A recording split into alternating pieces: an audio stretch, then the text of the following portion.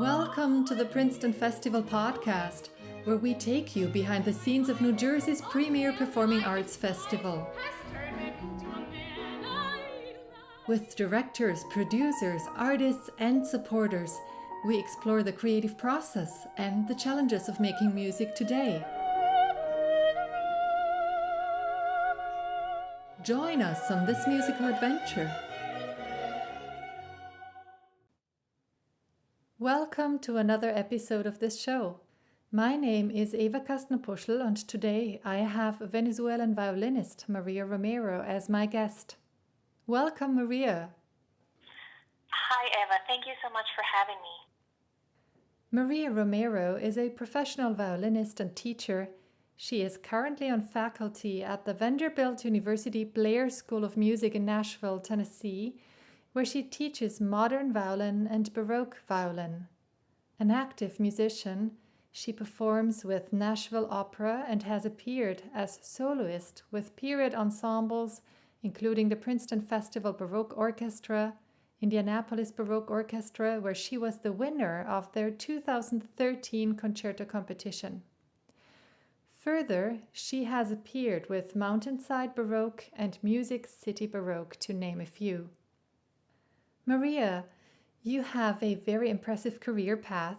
Your bio also reads that you are an alumna of Venezuela's El Sistema music program and have since become an advocate for social transformation and empowerment through music education and teacher training in underserved communities around the world.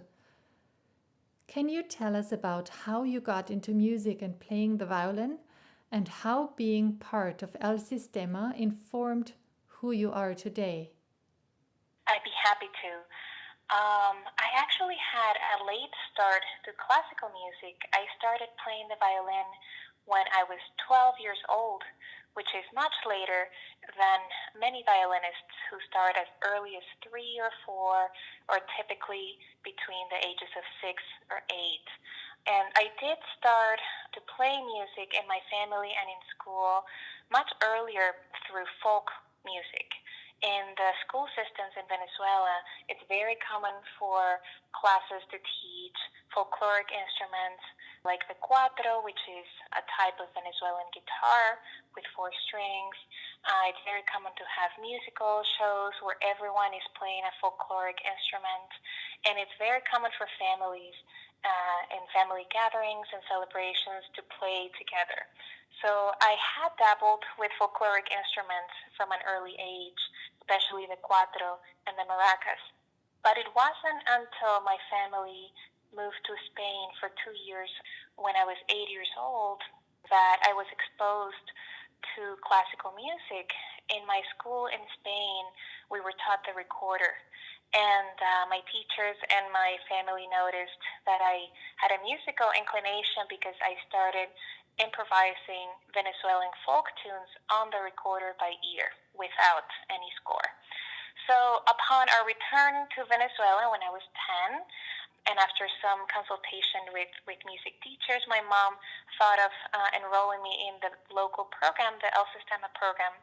And I started there when I was 11, and we had a 1-year training of music theory and ear training before we could choose our instrument. And when it was time to choose our instrument, I really wanted to play the violin, but they told me that I was too old for it. So they assigned me the harp, which I played for 3 months. And I quit because it was too heavy. And I loved the violin. For no reason back then, I just loved the violin so much that my parents enrolled me in private lessons, and I caught up, and a year later I re-auditioned, and they accepted me into the program in El Sistema. And I was trying to catch up quite a bit, but it was so exhilarating to be part of this community, this musical community that El Sistema provided for so many young musicians. And I think that one of the biggest things of being part of such a program was the sense of community, learning the value of being part of a large musical community and supporting each other and inspiring each other and mentoring each other. El Sistema is based around the concept of mentorship. The older students who have more experience mentoring the younger ones. So there is a big sense of community, and also it creates a special sense of self-worth, of esteem that the students in return bring back to their families. And it helps not only the student but the family as a whole. So it was a very special moment in my life. And since I've been in the States and after I've trained in college as a teacher and as a musician, I've wanted to give back and teach in other like programs around the world. That's a beautiful story. How long were you part of El Sistema? I was there for 4 years, which is much shorter than many other students. I had the opportunity to move to the United States to pursue an undergraduate degree in violin performance. We graduate very early from high school, so I came to the States only 4 years after I started in the program. But whenever I visited back every year, I would still keep in touch with all my network of friends and musicians from El Sistema. When was it clear that you wanted to pursue this career professionally? I think there was a key moment when I was about to graduate high school. I had many other interests. I wanted to be a doctor. I wanted to be an engineer. I wanted to be a mathematician. And it was difficult. It was a difficult choice. And I think the turning point was at that very moment, my violin teacher of 4 years and his wife, they were pursuing graduate degrees in the United States, and they informed me and my family, along with another friend of mine and her family, that they would be moving away and we would be left without teachers. He was the best teacher in our town at that moment. And my friend and I and our families were put in a difficult position because we didn't want to be left without a teacher and discontinue our violin studies. We were both very committed. And it was my teacher's idea that we applied to study at the same university where he and his wife would be studying their masters. So we did. We sent in a recording and we were given a very generous scholarship. And it was all very quick after that. Was that at Indiana University? Actually, no.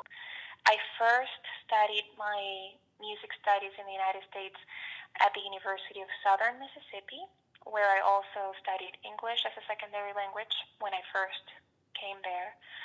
And then I had a wonderful community of teachers and friends, and I transferred out because I met another fantastic teacher that I thought would be great for the next stage in my development at the University of North Texas. So I transferred to the University of North Texas and finished my undergraduate degree there. And then I went to Indiana University for master's and doctorate. Speaking of Indiana University, many of our Baroque artists are alumni of that very university. How did you hear about the Princeton Festival? I first heard about it from our concertmaster, Juan Carlos Zamudio.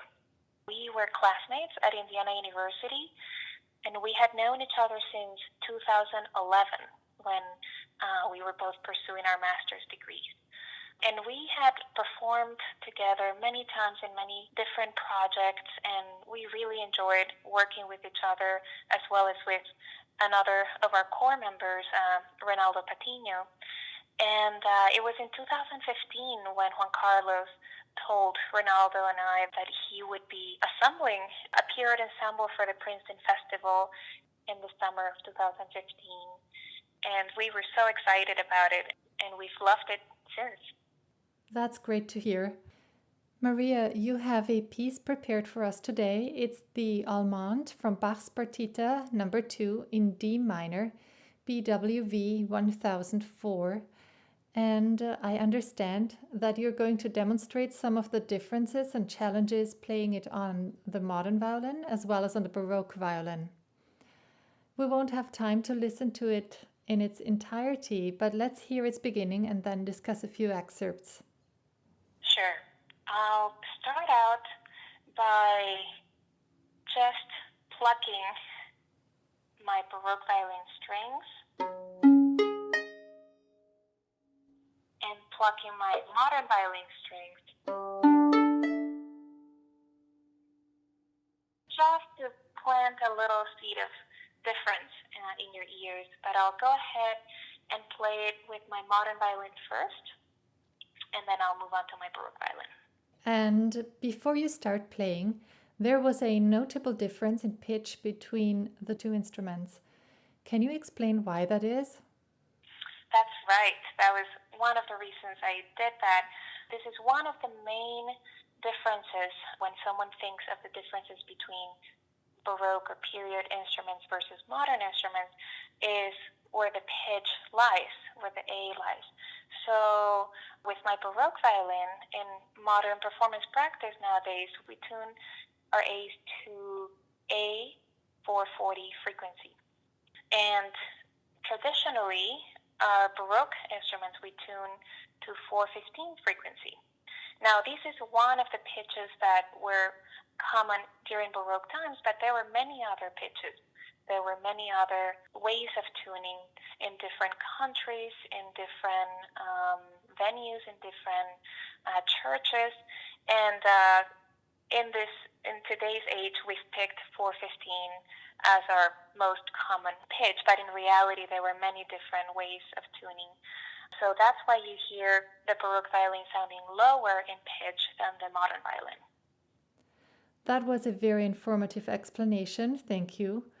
All right, so let's hear the first example on modern violin.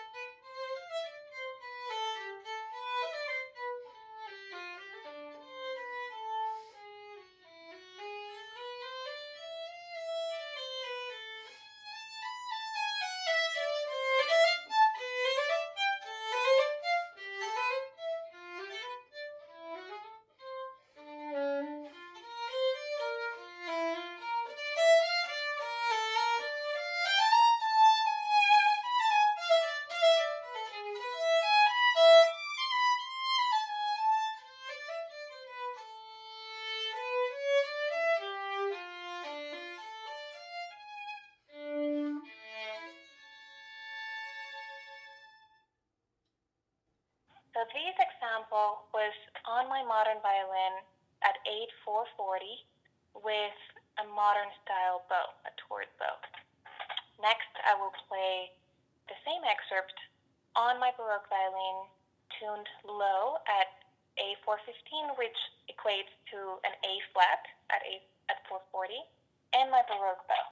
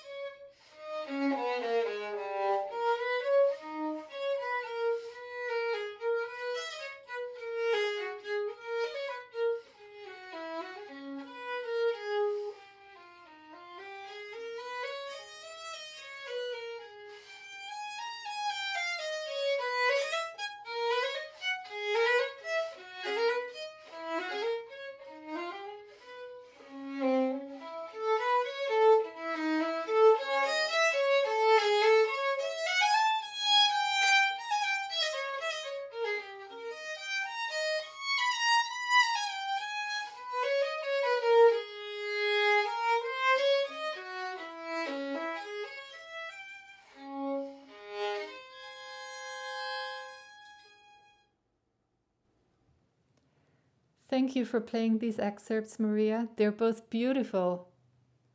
Let me ask you, why did you choose Bach's Partita in D minor for our audience today? I chose the Allemande from the second Partita in D minor because it has a very special meaning to me. It's a movement that's very reflective, very introspective, and I feel that every time that I come back to it, I find something different in it. I find something that I hadn't seen before, or something that I see differently now than I did before. And depending on what tools I'm using, whether I'm using a Baroque or modern bow or violin, there's so many possibilities with it. And I feel that I can be very spontaneous depending on how I'm feeling. So that's why I wanted to share that with you. So, coming back to the excerpts, they sounded quite different. The first thing that stuck out for me is that the Baroque bow seemed to impact your articulation. It sounded bouncier and more articulate than when you just played it on the modern violin. Is this just my personal impression, or is there another reason for that? You're absolutely right and very perceptive, Eva. Because I've been playing Baroque violin for so long, it's inevitable to let my interpretation, my historical interpretation of this piece, to let it affect my modern playing. However, I'm using different tools. On my Baroque violin, I used a Baroque bow, which is what's creating the differences that you hear in both versions. The Baroque bow is from that time period is shorter than the modern bow. It's much lighter at the tip. It actually has more of a convex shape, as opposed to the modern bow, the style which was developed in the late 18th century. It's longer, it has a heavier tip, and it has a concave shape to the stick. So what this creates, the modern bow allows for more sustained sound and for more equality in the sound of the down bows when I pull my bow, when I open my bow, versus the up bows when I close my arm. So everything sounds much more even on the modern bow than with the Baroque bow. The Baroque bow naturally allows for more inequalities in the articulation and between the notes, especially between the strong down bows and the light up bows, which is what the Baroque composers had in mind for these types of music. Historical records talk about the difference in the sound between light and shadow. So the down bow on the Baroque bow will give you a stronger, a brighter sound, and the up bows naturally, because the tip is so much lighter, will be like the shadow will be weaker. So I think that's the nuances that you heard in both interpretations, even though I was trying very hard to imitate a lot of the Baroque shapes with my modern bow. Yes, absolutely. And that was a great demonstration and detailed explanation of how the bows impact your playing. Can you also speak to the different strings that those instruments have? Absolutely. So my Baroque violin, it has strings that were traditionally used during the Baroque time. And actually, a little fact that a lot of people, non-musicians, don't know is that these gut strings were used until the beginning of the 20th century, all through classical period, romantic period. So these strings are made out of gut, traditionally sheep gut, but other types of gut as well. My top three strings are pure gut, and my G string, my lowest string, it has a gut core and it's wound with silver. And my modern violin, in the 20th century tradition, it has some steel strings and synthetic strings. So it has much brighter and fuller sound than the gut strings, while the gut strings provide a much warmer and round sound. I see. When you have to switch back and forth between playing on the modern violin versus playing on the Baroque violin, What are some of the challenges for your ear? Or let's say the tuning challenges. Do you have perfect pitch? That's a very good question. So I have never been certain whether I myself have perfect pitch. I think I had a very good ear training in Venezuela, so I have very good ear memory. So before I ever played Baroque violin, I could hear any note, any sound, and I would be able to tell what pitch it was. Um, so when I first started playing Baroque violin, half a step lower pitch, it was troublesome at first. It was hard. I would lose my place in the music because I would see something different from what I was hearing. So that was a challenge at first, and it's a challenge for many violinists who do have perfect pitch and try to switch. However, the more I've played over the years and switched back and forth, I can still hear the pitch, but I'm not always sure whether I'm at 440 or 415. So I've stopped trying to figure out what note it is. Instead, I try to immerse myself in the key, in the color of the key. With the Baroque instrument, we have the opportunity to play a lot more open strings and playing to the resonance of the instrument. And I think that gives certain keys that use those open strings a very different color. So the pitch is not such a big problem for me anymore. I think that the challenges between playing modern and Baroque violin for me are more of a technical nature. The modern violin has a chin rest where we can support our jaw, and it helps stabilize the instrument. And many modern violinists, including myself, also learned to play with a shoulder rest, which is a contraption that you attach underneath the instrument, and it raises the instrument and brings it higher to your chin. With Baroque violin, historical records tell us that there was no chin rest, no shoulder rest, so we attempt to play what we call chin off. So there isn't any extra support. So this is challenging to navigate at first, but I've gotten to a point where I'm very comfortable playing, like we say, chin off and supporting my violin in a different way. My Baroque violin, I let it rest more on my collarbone and let it hang on my left hand more than I do my modern violin. And also the relationship between the bow and the instrument, it's a little bit different because of the setup. So those are the technical challenges that we have to adapt quickly and be mindful of when we switch back and forth. I understand.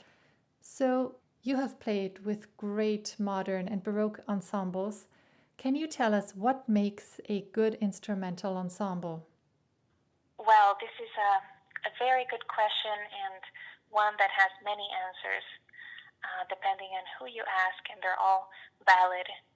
To me, what makes a good instrumental ensemble, if we're talking about especially a period ensemble that is conductorless, to me, there has to be ideally friendship between the members of the group. I think it's important for the members of the group to get along personally and musically. I know that through history we've heard of groups and quartets who played magnificently together and they did not get along at all outside of music making, and that is not my opinion. My most memorable and rewarding experiences playing music with other people have been with people that I appreciate, that I get along with. So I think it's important to have that connection with the musicians, not only during rehearsals and during the process of music making, but also outside. That's what makes the Princeton Festival Orchestra so special, because we're not just going to rehearse and then going home afterwards and not talking to each other. We're immersed in this world and we coexist together in rehearsal and outside. And I think that creates a bond that is reflected very magically in the music. And besides, of course, getting along, it's very important to have a good ensemble. It's very important to have great players who are not only technically proficient, but also sensitive musicians. I think it's important to align in the musical goals. Mm-hmm. And you briefly touched on it in your answer earlier. What is it like not having a conductor, and how do you decide upon articulation, phrasing, bowings, dynamics, and so forth? Not having a conductor for a period ensemble, a small chamber orchestra, it's much more like playing chamber music than playing in a symphony orchestra. While I've enjoyed playing in symphony orchestras before in the past very much, I've had some incredible symphony orchestra experiences with some magnificent conductors. Playing in a conductorless ensemble is a completely different experience, and it's rewarding in a very different way because the responsibilities that would normally lie in a conductor lie now in each of the members of the group. And not only the concertmaster and the section leaders, but every single member of the group has to be alert and attentive and contribute the same way that a conductor would. So, and then in terms of making decisions, I would say it depends on the ensemble. I cannot speak for every ensemble and their rehearsal techniques, but with us, with the Princeton Festival Orchestra, Baroque Orchestra, it's more of a democratic process where people are free and encouraged to speak their ideas. And in the end, our leader, Juan Carlos Amudio, and our section leaders will come to decisions together. But it's a process where everyone has a voice, and it's very rewarding for everyone. And in terms of bowings and articulations, I do have to say that, yes, we have decisions to make, but as musicians that have trained in historical performance practice, a lot of the articulations, the bowings, the phrasing is in the music, and we have trained to read this language and make it come to life in a way that we all understand. And a lot of it, actually, the beauty of it is that with that training, a lot of it happens naturally without having to speak about it. Of course, there's many different ways to interpret something, so we do have to discuss different things. But in terms of shaping and articulating, a lot of it is already in between the lines in the music. And then, of course, all the extra details and nuances, we have to be alert and listen to our surroundings and try to match like you would in any other ensemble. So you have been involved with the festival for a couple of years now. What is it that brings you back year after year? Well, going to Princeton to play with the Princeton Festival Baroque Orchestra is one of the highlights of my year. I look forward to it. I've been doing it since 2015.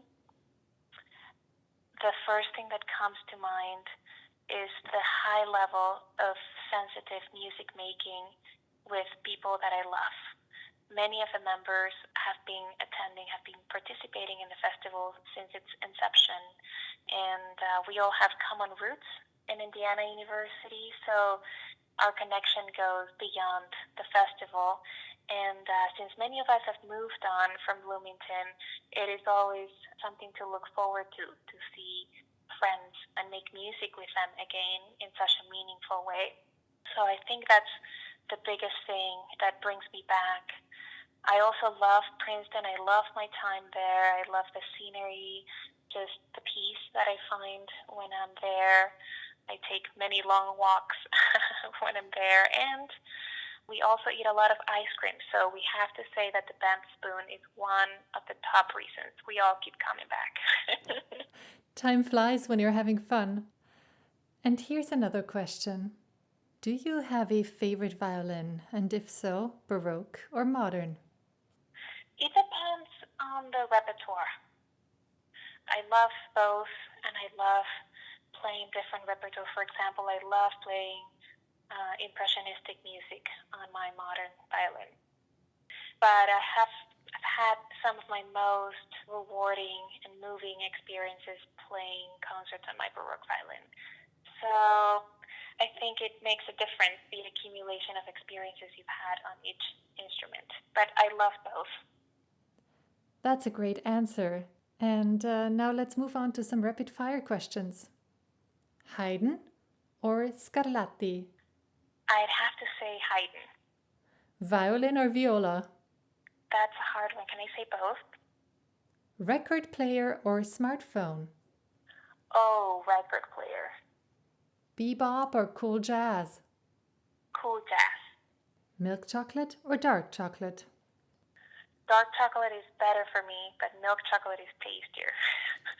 Fast food or 7-course menu? Neither.